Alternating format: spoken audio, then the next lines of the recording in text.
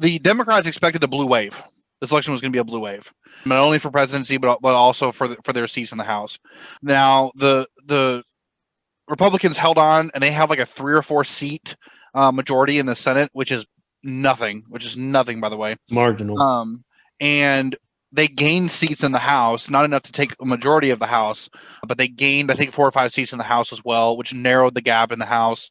So President-elect Biden is coming into an even more gridlocked House and Senate than Trump dealt with when he was in office. Biden is already talking about rolling back Trump's executive orders for pulling out of the Paris Agreement, all the other stuff that Trump has done since he's been in office. He's talking about immediately doing that when in his first few days in office. As you know, he's going to roll out a national mandate for masks. I don't know if he's going to roll out a national mandate for shutdowns. As we can see, it's been different from state to state to state to state, but he's talking about a national mandate for mask wearing, which I think should already be in place.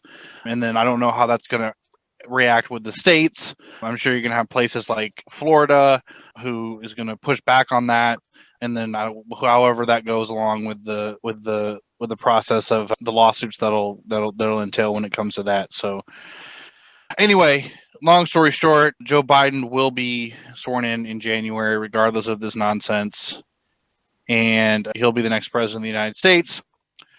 What does that mean? What does that mean for the American people? What does that mean for Democrats? What does that mean for Republicans? Well, as a Republican,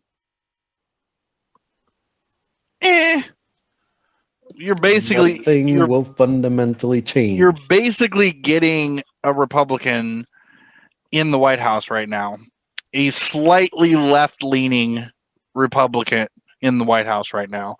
His vice president's far more left-leaning, but not when it comes to matters that should concern you, such as Medicare for all or justice reform. Both have proven historically that they're incredibly tough on crime, and I don't see that changing anytime soon.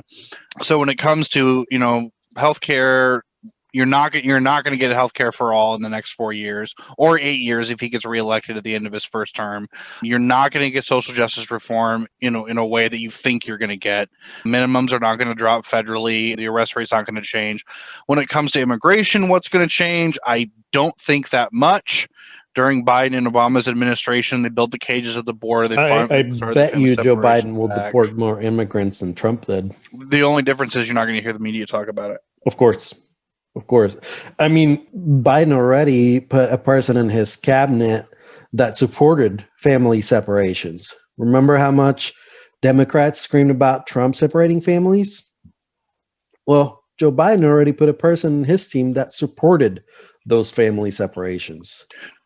It's just a lot of situations with Biden where he's going to just operate the same way that Trump did and that Republicans did. Like we've said, it's George Bush. Think of that type of administration. At this point, Trump just needs to know we don't live in a democracy. Our system has been rigged for years. Trump was selected in 2016 so that they could get a huge tax cut for the elites. And now they've decided to switch to Biden, who will likely keep that tax plan. I know he said he is not, but he is. Come on, everybody knows that he is. He's been campaigning for those type of tax cuts for 40 years. And so he will keep it either because he wants it or because Congress won't let him change it, right? It's very, very gridlocked with how small the majority is in the House and how small the majority is in the Senate.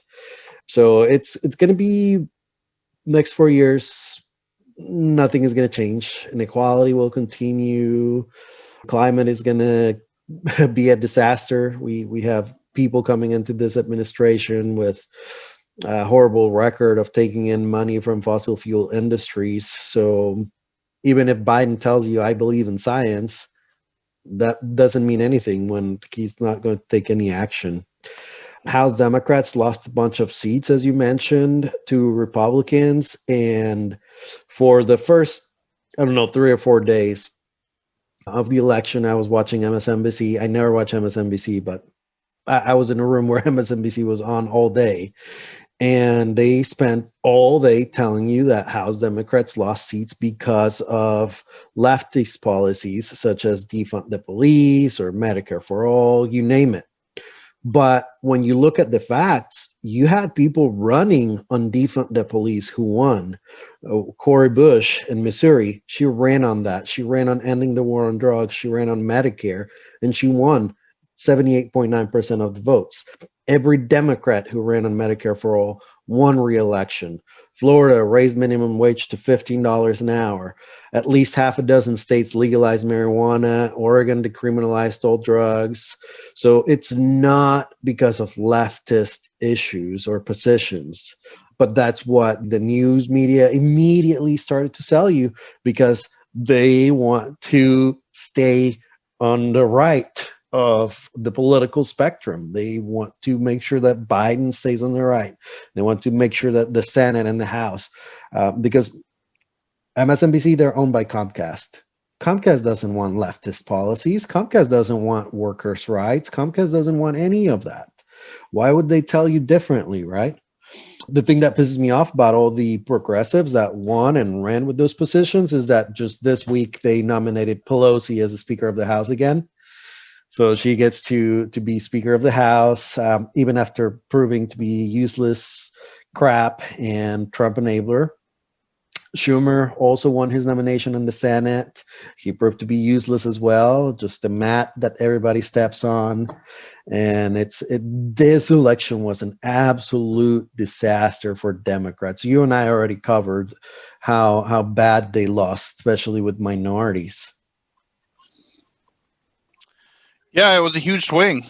It was a huge swing in Hispanic voters, black voters, non-white voters. In fact, Trump lost a lot of white voters and gained a lot of minority voters Yeah, to he had the the biggest to the margin of minorities of the Democratic Party, who thought at least we have the minority vote. Well, it turns out you don't, and maybe it's due to the fact that they finally woke up and realized, the Democratic mayors and the Democratic governor of these states have not done anything for us in the past. Yeah. I don't know how long have I lived in this area. And that's the part that will continue to change with the way that Biden is set to rule for the next 4 years. That neoliberalism type of government will segregate people from the Democratic Party, especially minorities, poor people. They already don't feel like the party represents them. Many of them don't even vote. And the ones who did vote for Biden will not vote Democrat 4 years from now. We've seen this in world history. We've seen it in Poland, how neoliberal government forms the path for another Trump. Or a worse Trump, and that's what's going to happen. No, it's not just happening in Poland either. I mean, it's happening in Germany. It's happening in Sweden. Neoliberalism has been happening over the past 2 or 3 administrations, and the country is just done with it. They're done with it, and they're voting in very, very, very, very right-leaning. I would say even far right leaders are gaining seats in those countries' parliaments and are also gaining strength there. And to be fair, when I'm talking about alt-right, I mean in Germany and Sweden specifically, the candidates there are talking about a complete anti-immigrant standpoint.